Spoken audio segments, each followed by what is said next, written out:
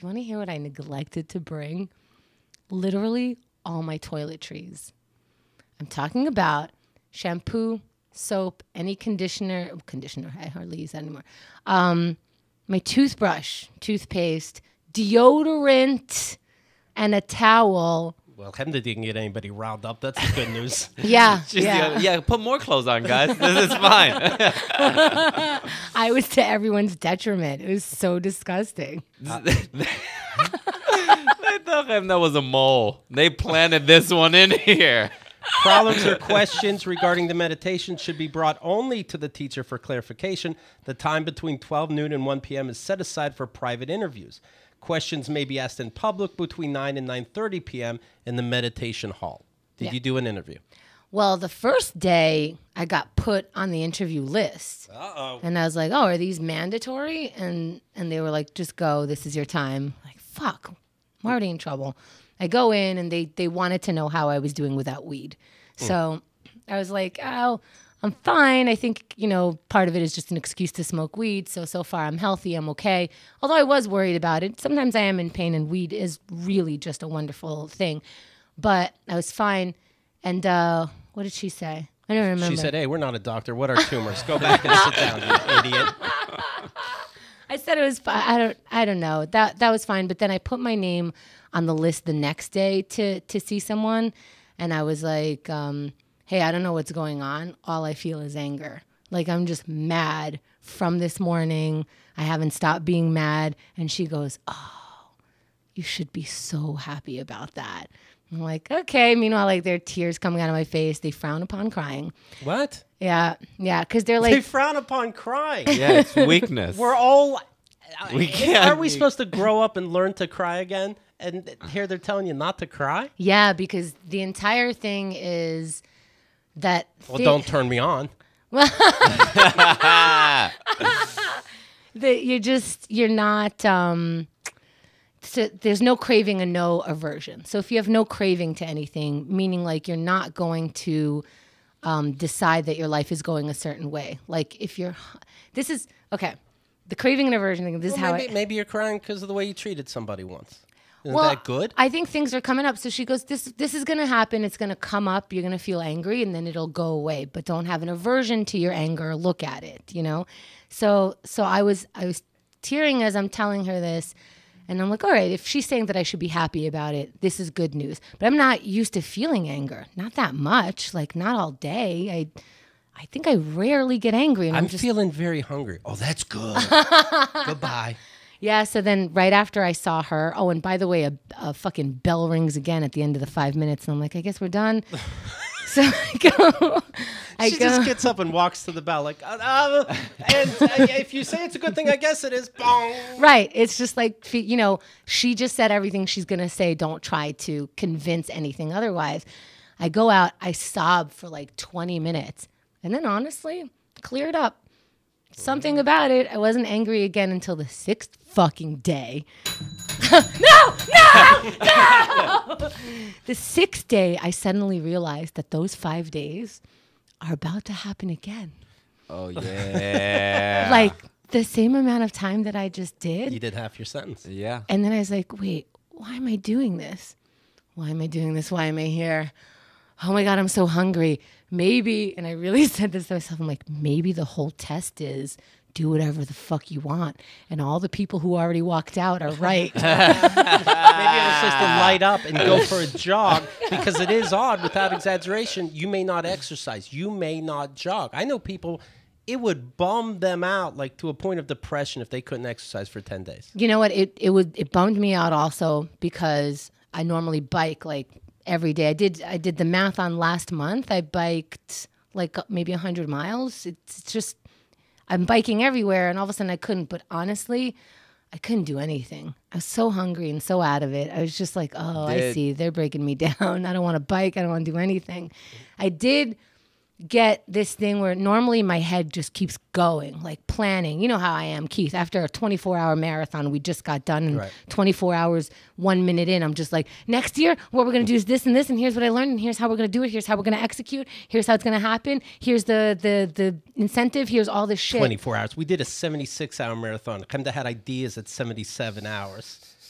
I'm like, no, this is where we just die. So, by the way, I really didn't have any toiletries. I didn't have deodorant. I was taking sink showers like in between meditations because I would get hot because I'd have to cover myself like seemingly extra during meditation. So I would like just wash my pits. I didn't have a razor because I was like, what am I gonna shave my legs? Who cares? And I was like, no, I might want to kill myself.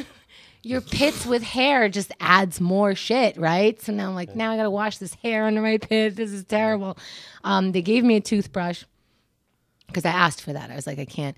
And they gave you a little washcloth, like, a small little washcloth. For the first 3 days, I was taking a shower and then drying myself with the washcloth. It was so pathetic. And then the toothbrush broke, and I'm like, Are you joking? They're not worried. Seriously, they're not worried that's a shiv? I took a picture of the brush. It was the toothbrush head, and I would just hold it and just brush my teeth with just a toothbrush head. It was so pathetic. Do you know how much anxiety you have to break a toothbrush? To be brushing so hard that the thing snaps? I was making up for the fact that I didn't have soap. And, when I'm used to traveling, you get to a hotel, you forgot something, they just give it to you, or you're at an Airbnb, there's toothpaste there. I forgot that they're not going to even have anything, so I didn't even have soap.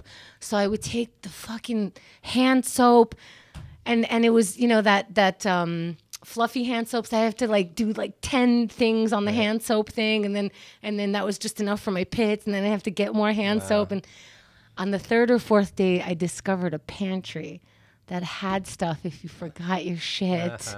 And I was like, oh God. I think I came right there. I'm like, oh, forgive me, not Lord. And I was like, oh, the shampoo in here. There's a comb. Oh, man. I didn't have hair product. And it was just like, what's the weather where it almost rains every time? Drizzle. Heat and humidity. Yes. Humid. So my hair was just this She doesn't know words. You're struggling with humid and architect? When you don't practice words, you forget. They're gone. So now you done laughing at pen and paper? There's people who left this retreat. It's not a retreat. It's a retreat. It's a stupidity. There's people who left the retreat and all they can talk about is you. Right. There's people like, there was this girl who... I don't think she had anywhere to live. I honestly think she traded silence for a place to sleep. What do you mean? I mean, she was using hand soap for her hair. No, for everywhere. She was hogging the hand soap. Dude, they brought out 3 pieces of apple. Let me tell you what she did. Oh my God. Would you ever recommend this specifically to a human being? Yes. Here's who I would recommend it to. A lot of people, when I was leaving, they said, oh, wow, I only had 2 responses to this. One, people said, wow, that's really brave. Like, whoa, I can't wait to hear about it. Like, that's really a lot. And I was like, yeah, it's silence, because a lot of people responded to the silence. Like, the silence was a breeze. The silence was, I don't think it was ever an issue for me. I was never angry at the silence. I was always kind of happy about it. When you're by yourself, maybe in the bathroom or something, do you talk to yourself to make sure you can? First of all, every time I walked into the room and my roommate wasn't there, I sighed audibly. Such release. I was like, oh. It's like a stretch for your throat. Yeah, because you can breathe too hard because you're interrupting someone's shit. So I just breathed hard when I was alone. Then I felt, I think I actually went a little nuts towards the end of it. There's only but so many places, and everybody could see you no matter where you are. But a little further, there's this, crate thing that it's big enough for you to lay on. So I got to lay on it and take off some of the shit, Right. There were trees right above. It was beautiful. I would just lay on it, stretch a little. I started talking to the trees, like, hey, buddies. What'd they say? Shh. And you realize that's the wind It's later. the wind? Is everyone listening? God, this place is deep. Now, I saw this room Chemda was in, by the way. Honestly, I thought she was captured by ice. This is terrible living quarters. I will post the pictures. I definitely took pictures so you could see it. But I started, I'm like, hey, buddies. And then the trees would move. And I'm like, I know you're talking to me right now. Like the wind didn't just blow you right there. Like that's you saying hi back to me. That was perfect timing. And then I was like, wait, I swear I had this thought. I'm like, do I really believe that trees are talking to me? Because that might be a problem going back. And I was like, no, I'm just bored. So Did you hug your roommate at the end? I did, yeah. Yeah. We did it. Yeah, but like, you know, my arms had to be down because I didn't want her to smell my pits. You fist bump, but you don't raise your hand. But so the people that I would recommend it to, so some people were just like, oh, wow, that's a lot. Yeah. But then a lot of people said, oh, I've always wanted to do that. And while I was at the retreat, I was like, I thought that was kind of a normal response, but kind of odd. They thought you rode with dolphins. Right. Well, so during the retreat, I'm like, why do I think that's a weird thing to say? Because I think saying something like, I've always wanted to do that, I go, how long is always? And this is not a thing that you always want, like, just do this. Well, honestly, we don't know how to answer your stupidity. Oh, I wish I could. Well, you can't, Keith. When I'm on break, you're on break. Yeah, I so wish. Right. I'd rather see my family. Yeah, Keith could literally do anything I can because we're like the same amount of everything. Yeah, not convenient.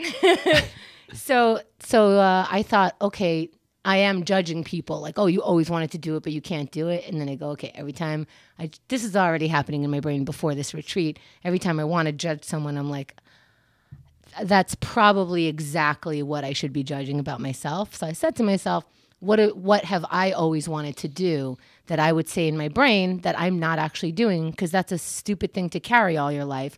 And one was I want to learn how to play guitar. But before I left, a new friend of mine said that she would teach me how to play guitar. So that's already set up. So I was very glad about that. And I thought, is there anything else? I want to surf. So I think I want to like legit try surfing. If you would have taken the right retreat, you could have knocked both of those out in the same 10 days. Oh, you didn't go to Vipassana? KeithAndTheGirl.com. You know, no, you don't have to give me anything. No, you really don't have to. It's just a video. Fine, hit the subscribe button. Sure, the bell helps too. Oh, you want to tell me how you feel at the end of this video? I would love to know how you feel at the end of this video. Please comment. Let me know. Unless you're really talking to yourself, and that's weird. Just hit like or don't like. The comment could be too much.